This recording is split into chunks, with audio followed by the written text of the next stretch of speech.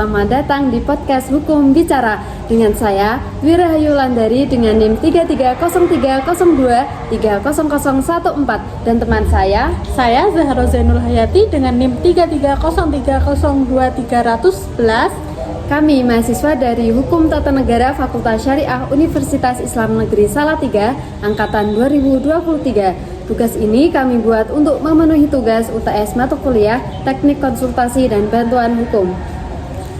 Oh ya teman-teman, berhubung kita berdua belum begitu menguasai materi, jadi nanti kita jelasin sambil baca-baca ya. Hari ini kita mau ngobrol santai tapi berbobot tentang tugas dan fungsi advokat dalam sistem hukum Indonesia, begitu. Ya, topik ini itu diambil dari makalah dari teman-teman mulai dari kelompok 1 sampai kelompok 7, yaitu mata kuliah Teknik Konsultasi dan Bantuan Hukum yang dibimbing oleh Pak Lukmanul Hakim. Nah, langsung aja yuk kita bahas. Yang pertama itu tentang apa, Zah? Nah, yang pertama itu tentang pengertian advokat. Pertama-tama kita harus tahu dulu apa itu advokat. Berdasarkan Undang-Undang Nomor 18 Tahun 2003, advokat adalah orang yang berprofesi sebagai memberikan jasa hukum baik di dalam maupun di luar pengadilan, seperti itu. Ya, betul banget. Jasa hukum itu bisa berupa konsultasi, pendampingan, pembelaan, mewakili, atau bahkan menjadi mediator. Nah, jadi peran advokat itu nggak cuma di ruang sidang aja nih, tapi juga dalam membantu masyarakat memahami hak-haknya. Iya, makanya profesi advokat disebut officium nobile atau profesi yang terhormat karena mereka punya tanggung jawab besar untuk menegakkan hukum dan keadilan secara independen nih. Nah, kalau ngomongin tugas itu ya, advokat itu termasuk penegak hukum sejajar sama polisi, kejaksaan, dan juga hakim. Tapi bedanya kalau advokat itu bersifat bebas dan mandiri, nggak bisa diintervensi pihak lain gitu. Oh iya, tugas utama advokat itu antara lain memberikan nasihat hukum, mendampingi klien di semua tahap proses hukum, sampai menjaga kerahasiaan informasi yang diperoleh dari klien. Jadi menjaga rahasia gitu loh, tidak bisa disebarluaskan seperti itu. Dan juga advokat itu juga berfungsi sosial, yaitu memberikan bantuan hukum secara cuma-cuma kepada masyarakat yang kurang mampu. Yang mana ini itu diatur dalam Undang-Undang Nomor 18 Tahun 2003. Bener banget. Jadi selain bekerja profesional, advokat juga punya tanggung jawab dan moral terhadap masyarakat, seperti itu. Nah, kalau kita lihat nih lebih luas lagi, advokat itu kan mempunyai peran penting nih dalam menjamin tegaknya keadilan dan prinsip fair trial. Mereka itu memastikan setiap orang itu mendapatkan hak dan juga pembelaan yang layak dalam proses hukum yang adil. Ya, advokat ini juga berfungsi sebagai pengawas terhadap aparat penegak hukum. Jadi kalau ada penyimpangan prosedur atau pelanggaran hak asasi, advokat ini bisa bertindak untuk melindungi kliennya, seperti itu. Selain itu, advokat itu juga menjadi penyeimbang nih antara kekuasaan negara atau counterbalance. Mereka itu memastikan tidak ada pihak yang disalahgunakan kewenangannya dalam proses hukum itu sendiri. Nah, betul. Semua itu sejalan dengan pasal 27 ayat 1 Undang-Undang Dasar 1945 bahwa setiap warga negara memiliki kedudukan yang sama di hadapan hukum. Jadi, kehadiran advokat bukan hanya untuk kepentingan individu, tapi juga menjaga supremasi hukum dan keadilan sosial. Nah, itu tadi pengertian, tugas, dan fungsi advokat serta peran advokat dalam menjamin hak dan keadilan. Kita lanjut ke pembahasan selanjutnya. Halo semua, masih pada semangat nggak nih? Oke, kita mau lanjut pembahasan yang selanjutnya, yaitu berkaitan dengan tugas dan fungsi mediator. Iya, betul. Nah, banyak orang awam nih, atau kan kita pas dulu itu menyebutnya bahwa mediator itu sama dengan hakim ini gitu kan ya. Nah, padahal peran mereka itu beda banget. Nah, ayo kita mulai dari paling dasar dulu, Zah, yaitu mediator itu sebenarnya apa sih? Oke, kalau masuk ke makalah kita dan juga Perma nomor 1 tahun 2016, mediator itu intinya adalah pihak ketiga yang netral. Jadi kunci utamanya itu adalah netral, seperti itu. Oh, kalau netral itu kan berarti nggak memihak satu pihak ya? Tepat, betul. dan tugasnya adalah membantu para pihak yang bersengketa untuk berunding.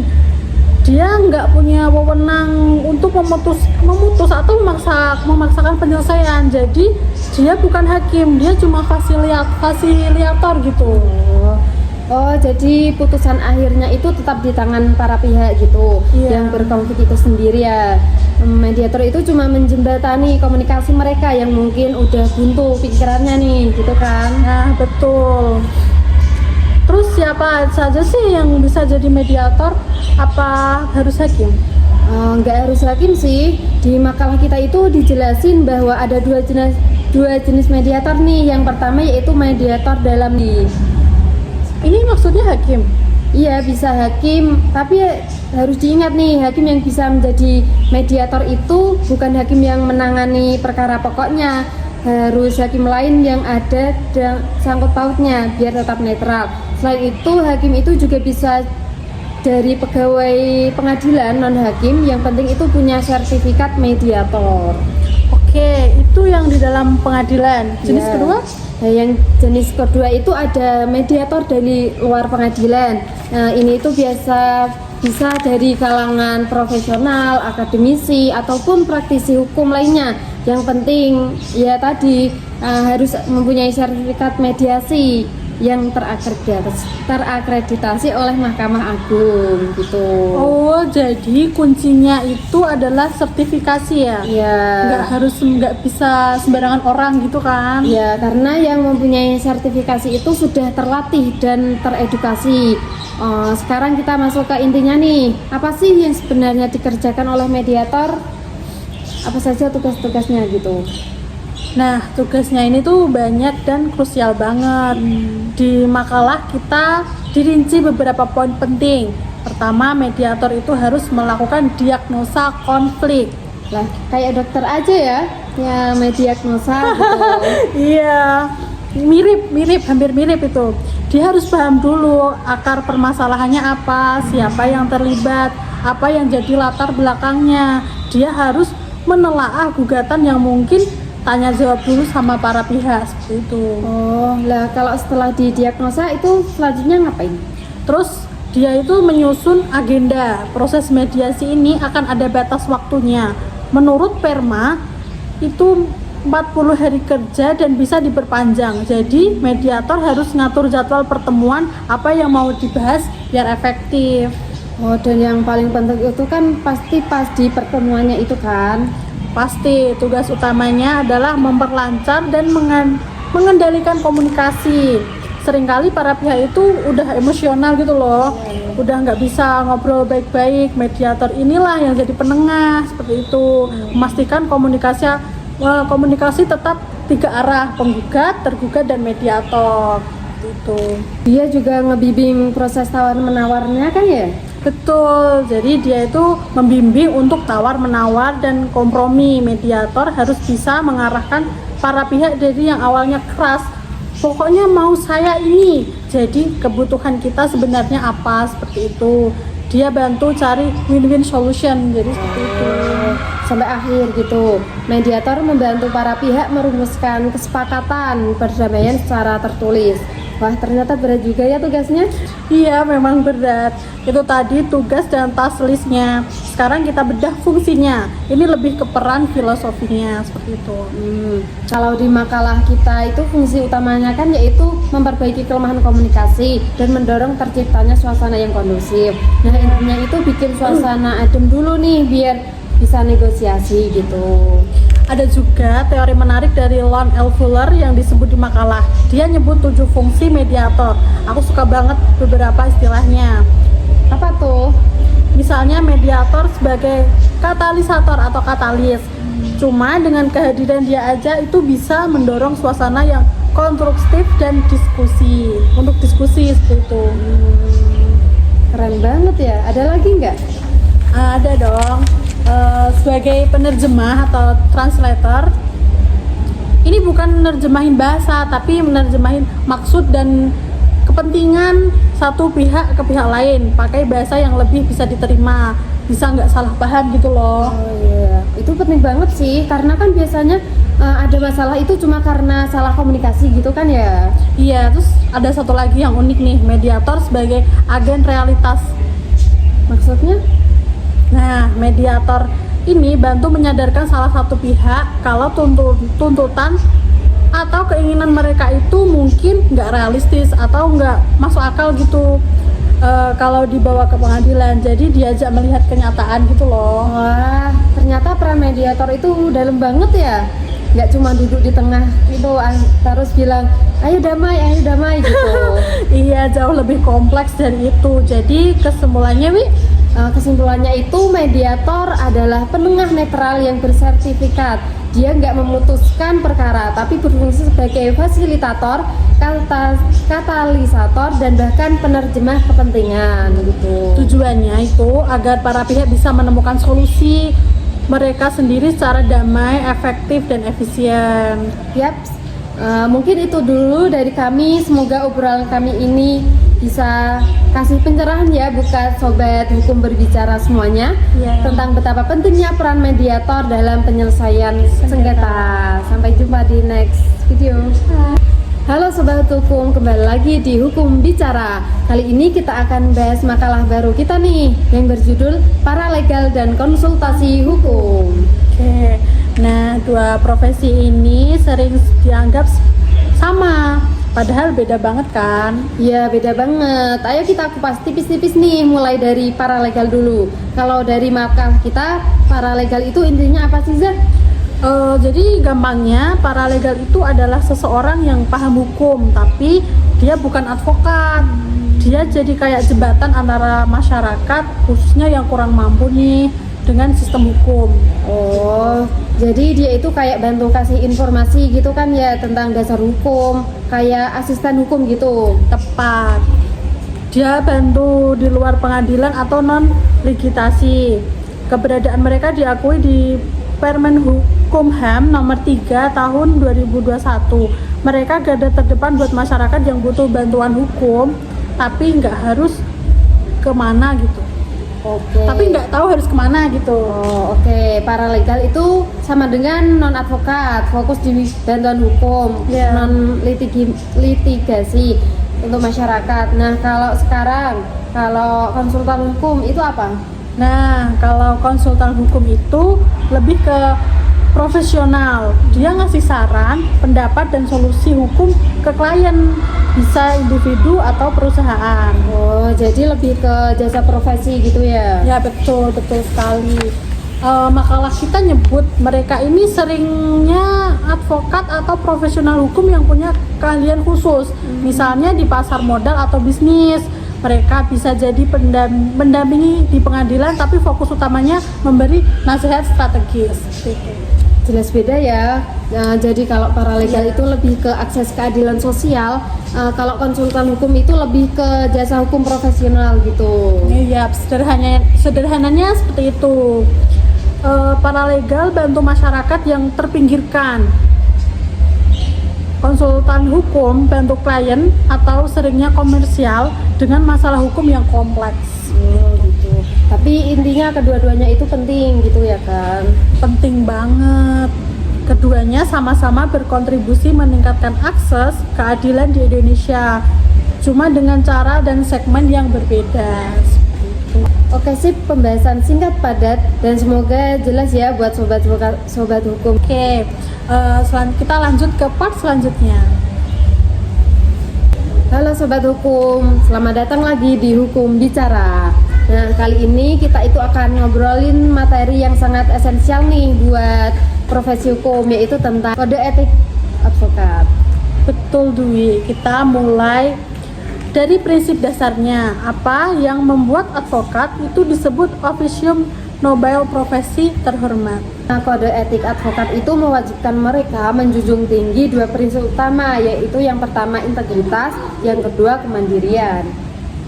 Oh, integritas itu artinya harus jujur, bermoral tinggi dan adil. Mereka tidak boleh menerima kasus yang jelas-jelas melanggar hukum. Ya, sementara kemandirian itu berarti mereka itu harus bebas dari pengaruh atau intervensi pihak manapun. termasuk pemerintah, klien, ataupun bahkan rekan sejawat mereka sendiri agar bisa membela klien secara objektif gitu. Nah, kode etik ini kemudian mengatur 3 pilar hubungan utama advokat. Pilar pertama dengan klien. Advokat itu harus profesional, jujur, dan yang paling sakral itu adalah menjaga kerahasiaan informasi klien sesuai dengan undang-undang advokat. Ini adalah fondasi kepercayaan yang tidak bisa dilanggar bahkan setelah hubungan kerjasama itu berakhir. Nah, pilar kedua hubungan dengan pengadilan. Sebagai officer of the court, advokat harus bersikap santun, menghormati hakim, dan fokus membantu pengadilan menemukan kebenaran. Nggak boleh menyesatkan atau menghalangi jalan sidang gitu. Ya, betul banget. Nah, pilar yang ketiga yaitu hubungannya dengan sesama advokat. Wajib menjaga solidaritas dan etika pergaulan. Mereka itu dilarang saling rebut klien secara nggak etis, apalagi menyebarkan fitnah. Kalau ada sengketa wajib diselesaikan lewat dengan Dewan Kehormatan gitu. Kita juga perlu bahas sedikit tentang larangan advokat, Wi. Ada beberapa hal yang dilarang keras kan? Iya, betul banget. Salah satu larangan keras adalah berpromosi secara berlebihan nih atau yang tidak jujur. Advokat juga dilarang mempunyai jabatan rangkap yang bertentangan dengan kemandirian profesi. Misalnya nih, menjadi pejabat negara. Intinya integritas profesi itu harus didahulukan gitu. Menarik ya. Iya. Selain itu ada kewajiban bantuan hukum gratis bagi masyarakat tidak mampu. Ini adalah bentuk tanggung jawab sosial advokat yang menunjukkan jiwa officium noble-nya seperti itu. Dan ini penutupnya, kalau ada melanggar kode etik, siapa nih yang memberikan sanksi? Yang berwenang adalah Dewan Kehormatan Advokat.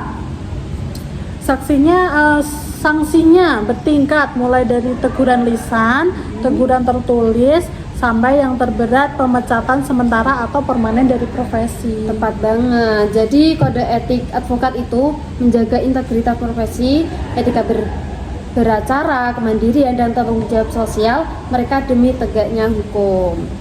Oke, Sobat Hukum, semoga obrolan kita hari ini tuh memberikan pemahaman yang lebih dalam ya. Sampai jumpa di episode Hukum Bicara berikutnya. Halo Sobat Hukum, kembali lagi di segmen Hukum Bicara, tempat kita membedah isu-isu krusial seputar praktik dan regulasi di dunia peradilan. Kali ini kita akan membahas topik yang sangat penting, terutama bagi upaya kita dalam memperluas akses keadilan di Indonesia. Peraturan dan eksistensi paralegal ini adalah materi yang sangat menarik, Dwi, karena profesi ini menjadi jembatan antara hukum dan masyarakat, seperti itu. Tepat sekali. Nah, kita akan mengupas tuntas mulai dari dasar hukum, peran, batasan, hingga tantangan regulasi nih yang dihadapi. Jadi pastikan Anda menyimak sampai akhir. Oke, jadi materi kita itu paralegal sebagai solusi akses keadilan dan landasan hukumnya. Mari kita mulai dari konsep dasarnya. Mengapa paralegal hadir? Advokat sudah ada, tapi mengapa perannya tidak cukup menjangkau semua lapisan masyarakat?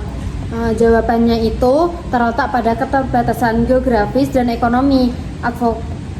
Advokat yang seringkali berpusat di kota besar itu sulit dijangkau oleh masyarakat miskin dan terpencil nih. Nah, paralegal itu mengisi kekosongan ini. Mereka itu adalah individu yang memiliki pengetahuan hukum yang berasal dari komunitas ataupun dan juga bersedia memberikan bantuan hukum kepada masyarakat yang berada di desa-desa terpencil gitu.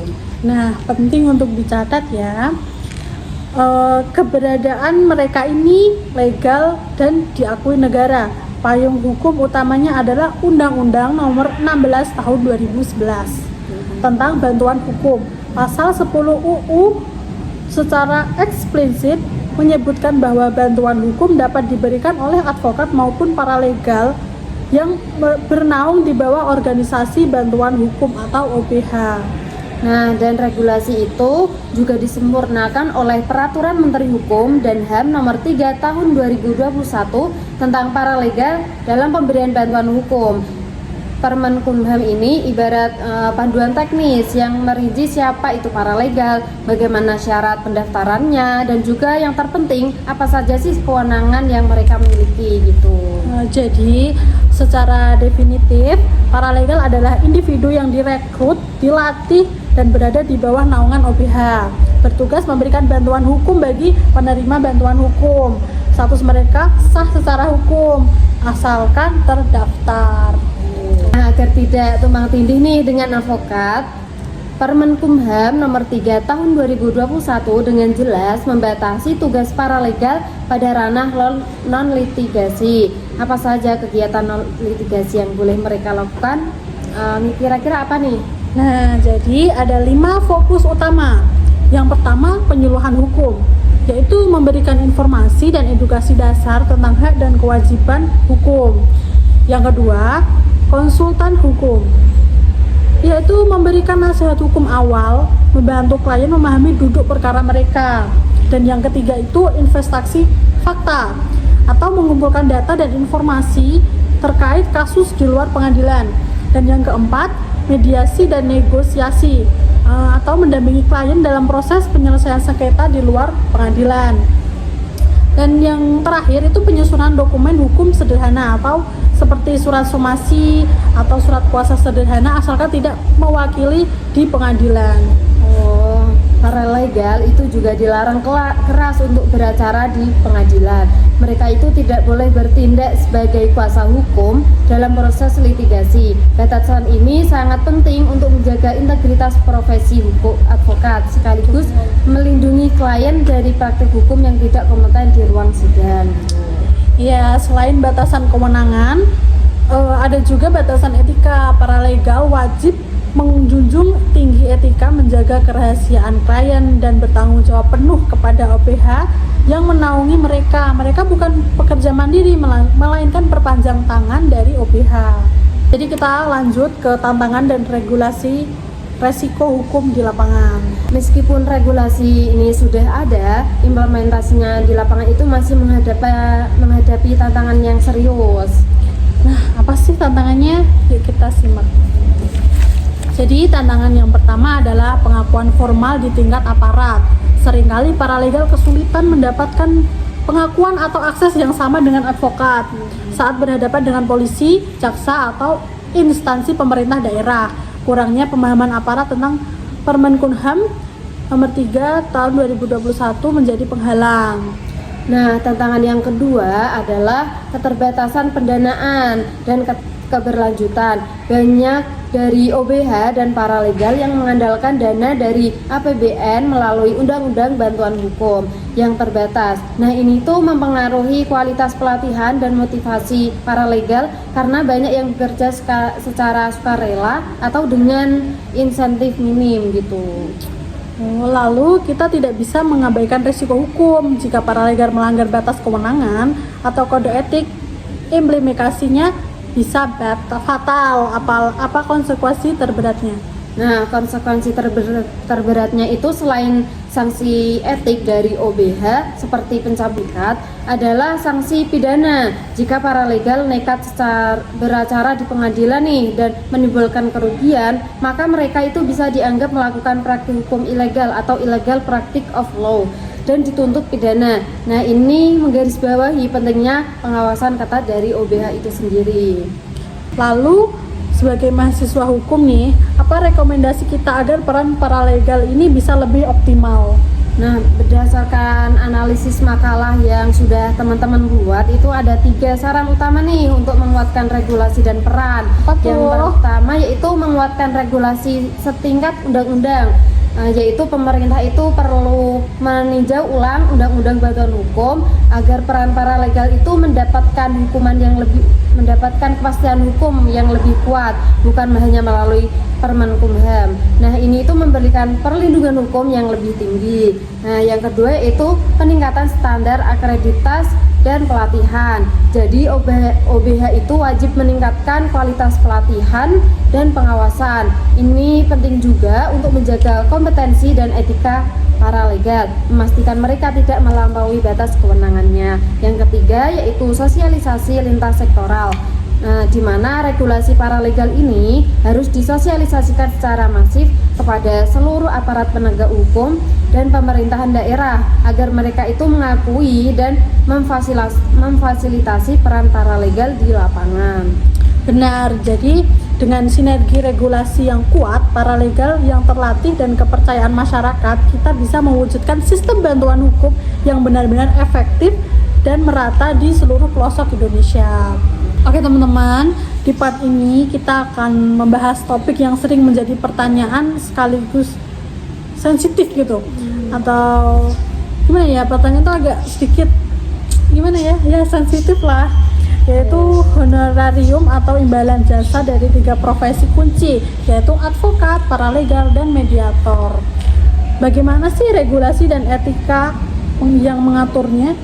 Nah, tepat sekali, karena honor itu bukan sekedar uang, tapi cerminan dari profesionalisme dan nilai-nilai sebagai jasa hukum. Nah, mari kita mulai dari yang paling dikenal dulu. Yang pertama yaitu tentang honor advokat, hak dan etis jasa hukum. Iya, betul. Jadi, advokat adalah profesi bebas atau officium nobile yang tadi ya. Makalah kita ini juga menjelaskan bahwa honor advokat diatur langsung dalam Undang-Undang Nomor 18 Tahun 2003 tentang advokat dan juga Kode Etik Advokat Indonesia. Nah, Undang-Undang Advokat ini sendiri itu kan sudah menjelaskan nih secara jelas, menyatakan bahwa advokat itu berhak menerima honorium atas jasa hukum yang telah diberikannya. Nah, ini adalah hak profesi. Namun, honorium ini wajib didasari oleh perjanjian tertulis antara advokat dan klien. Ini penting untuk menghindari sengketa di kemudian hari gitu. Dari segi etika, Kode Etik Advokat Indonesia atau pasal 4 mengatur 2 hal penting. Yang pertama, advokat berhak menentukan besarnya honorarium dengan mempertimbangkan kemampuan klien, jenis perkara, dan resiko yang ditanggung. Kemudian yang kedua, advokat dilarang memberikan jaminan menang pada klien. Permintaan honor tidak boleh disalahgunakan untuk janji pasti menang. Nah, honor advokat itu sendiri terbagi menjadi 2 nih. Yang pertama yaitu sukses fee atau uang jasa, imbalan yang diberikan jika advokat itu berhasil memenangkan perkara atau mencapai tujuan klien. Yang kedua itu contingency fee atau uang perkara, di mana biaya yang dibayarkan di awal untuk mengurus perkara tersebut, atau bisa disebut DP kali ya? Iya, bisa jadi seperti itu. Dan untuk prinsip etika lainnya, itu advokat wajib memberikan bantuan hukum secara gratis kepada klien yang kurang mampu atau tidak mampu. Jadi hak menerima honor selalu diimbangi dengan kewajiban melayani kaum miskin, seperti itu. Oke, yang kedua itu honor paralegal atau bantuan hukum dan prinsip non komersil. Langsung saja ya ini. Oke, ya ada agak berbeda nih, berbeda dengan advokat yang bersifat komersil. Nah, pengaturan honorium paralegal ini sangat dipengaruhi oleh Undang-Undang Nomor 16 Tahun 2011 tentang bantuan hukum. Mengapa berbeda? Karena paralegal bekerja di bawah organisasi bantuan hukum tadi atau OBH yang mendapat dana dari negara. Prinsip dasar layanan paralegal adalah non komersil dan ditunjukkan untuk masyarakat miskin atau tidak mampu, seperti itu. Nah, jadi untuk masyarakat miskin itu tidak perlu membayar jasa paralegal secara langsung. Honorium paralegal itu biasanya berasal dari yang pertama itu anggaran negara atau APBN atau APBD. Di mana dana bantuan hukum yang dialokasikan untuk OBH yang kemudian digunakan untuk operasional dan insentif paralegal. Yang kedua yaitu dari organisasi. Nah, gaji ini atau insentif yang diberikan oleh OBH tempat mereka bernaung gitu. Dari makalah yang kita pelajari ya, menegaskan bahwa paralegal tidak boleh menerima imbalan langsung dari klien miskin untuk kasus yang ditangani melalui program bantuan hukum. Hal ini untuk menjaga kemurnian tujuan bantuan hukum, yaitu akses keadilan gratis. Nah, namun jika paralegal bekerja di firma swasta yang menangani kasus non bantuan hukum, itu mereka bisa menerima gaji, tapi peran utamanya adalah konteks undang-undang bantuan hukum adalah relawan sosial yang diakui regulasi gitu. Dan yang selanjutnya itu ada honor mediator atau biaya jasa penyelesaian damai. Profesi ketiga itu mediator, juga punya skema honorarium yang unik tergantung di mana mereka berpraktik, seperti itu di pengadilan atau di luar pengadilan. Nah, jika mediator berpraktik di pengadilan atau mediasi wajib yang diatur oleh Perma nomor 1 tahun 2016. Yang pertama yaitu jika mediator adalah hakim, maka mereka tidak boleh menerima honorarium tambahan karena itu sudah termasuk tugas pokoknya. Yang kedua, jika mediator adalah non-hakim yang terdaftar, maka mereka itu berhak atas honorarium yang dibebankan kepada para pihak sesuai kesepakatan atau tarif yang ditetapkan sebelumnya. Jadi poin pentingnya ada pada pasal 24 Perma nomor 1 tahun 2016 yang menyebutkan bahwa biaya mediator non-hakim dibebankan kepada para pihak dan besarnya disepakati sebelum proses mediasi dimulai. Nah, jadi itu tadi teman-teman pembahasan kita tentang materi teknik konsultasi dan bantuan hukum ya. Betul. Kalau kita lihat-lihat cukup menarik juga ya. Jadi mulai pengertian, peran, tugas, fungsi, serta sampai honor juga cukup menarik juga. Jadi itu pembahasan kita ya teman-teman. Semoga bisa bermanfaat untuk kita semua. Jadi di sini kita semua juga belajar. Mohon maaf sekali kalau dalam penjelasan kita tadi masih terbata-bata atau masih ada yang kurang atau ada kesalahan. Mohon dimaafkan yang sebesar-besarnya. Kita lagi belajar, kita semua belajar. Semoga kita mendapatkan ilmu yang sangat bermanfaat. Amin. Jadi teman-teman itu tadi pembahasan kita dari awal dan sampai akhir. Semoga bisa bermanfaat untuk kita semua. Sekian dulu dari kami. Semoga ada kesempatan nanti kita bisa bertemu kembali. Bye bye.